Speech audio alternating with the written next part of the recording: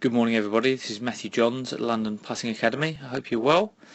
Really quick video today just to introduce you to a little exercise I get players to do to help with a number of factors, and this one in particular is quite good for working on controlling the path your putter moves on, controlling the arc that it swings on, and also from striking the ball from the centre of the putter face.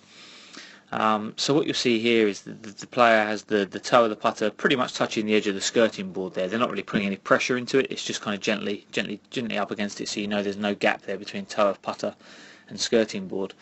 And what I'm going to ask them to do is just to make their backswing. So you'll see the putter here move into the backswing, and at the top of the backswing there it's pretty easy to see that there's a gap being created between the toe of the putter and the skirting board. Now what we're looking for the player to do there is to swing to the top of the backswing, hold that position, and just become aware of how that gap looks to them. So let's call that 1 inch for ease of use.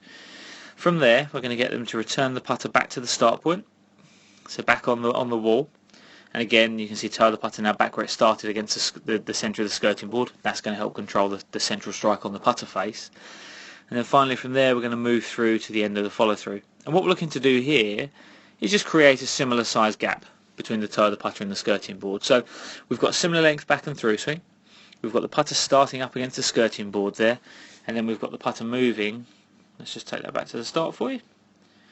And then we've got the putter moving on a nice symmetrical arc. So we're creating 1 inch of gap between the skirting board here, returning it back to where it started for the impact position, and then 1 inch of gap at the end of the through swing.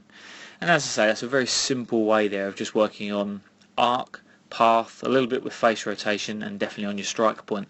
I think as a really simple exercise to do just to help you picture how the putter can move, that's a nice one to work on. Now you might find when you go and do this that when you make your backswing, this distance we see here at the top of the backswing may be greater than that. You may have 2 or 3 inches, or you may have less, you may have more or less arc effectively, and that's fine. All I'd really ask you to do in that situation is try to replicate that when you get to the other end of the swing. So if at the top of the backswing here, as you can see in this situation, we're going to call that 1 inch of arc, I just want to see the same at the end of the through swing. So you've got a very symmetrical arc there, and you get the putter moving on that nice symmetrical curve. I hope that helps. Any feedback, please let me know via Twitter at MattJohnsGolf, or feel free to drop me an email, matt@londonputtingacademy.com. Thanks a lot.